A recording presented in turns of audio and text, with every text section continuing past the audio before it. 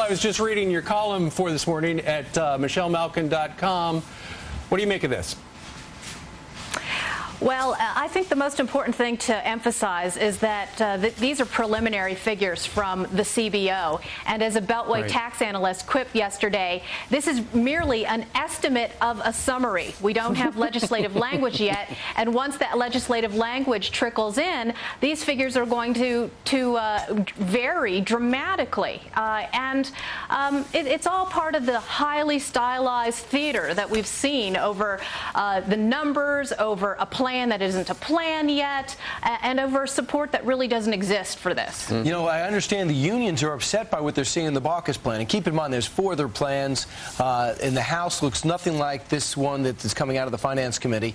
But having said that, just looking at the Baucus plan, unions are upset because these the Cadillac insurance plans are going to be heavily taxed. And they believe that they've negotiated to have these great insurance plans, and they believe premiums are going to go up and access is going to go down. So they might be fighting this. How ironic.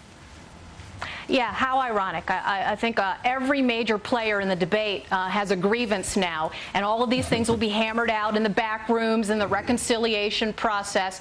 Our friends at the Heritage Foundation have been very vigilant about monitoring how this thing is going to get through. They call it the quote-unquote vapor bill, and have been warning the American public about the gimmickry and the maneuvers that are going to be used to ram it through. Michelle, though, I got to tell you, I think that a lot of those blue dog Democrats, the conservative ones, including Republican Olympia Snowe, who, by the way, said she would be influenced by what the CBO said. I think we are going to see a wave of those politicians now coming forward and saying that they may be in support of this health care reform plan.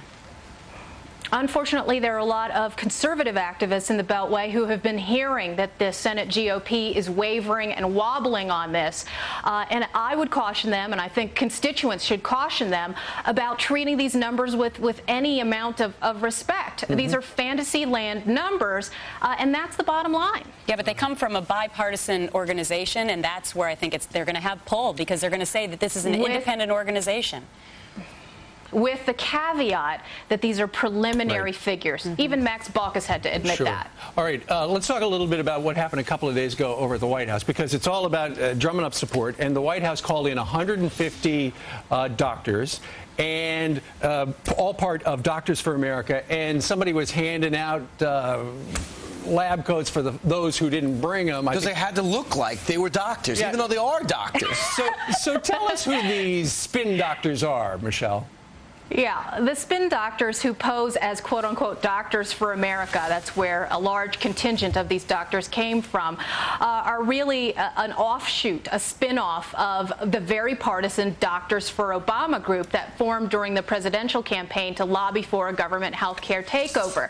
Guess who launched Doctors for America earlier this year?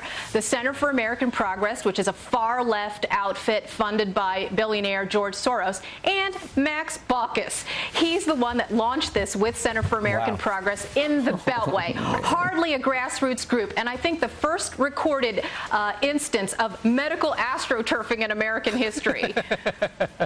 So those are people, those are doctors who campaigned to get Obama in the White House so that there could be health care reform. So it makes sense that they'd show up and wear the lab coats.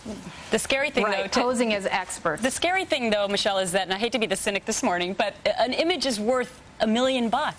And for the American people who maybe are not really following this day by day by day, they see that image of all those doctors in the white coat at the White House with President Obama, and they think that doctors are supporting this plan. And, of course, that is what the White House hopes.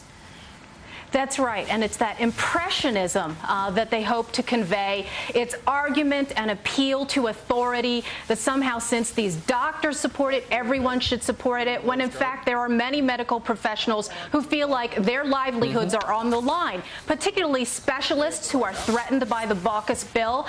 And there are a lot of pre-med medical students out there that are thinking twice about pursuing their careers. Yeah, especially if they're thinking about a specialty.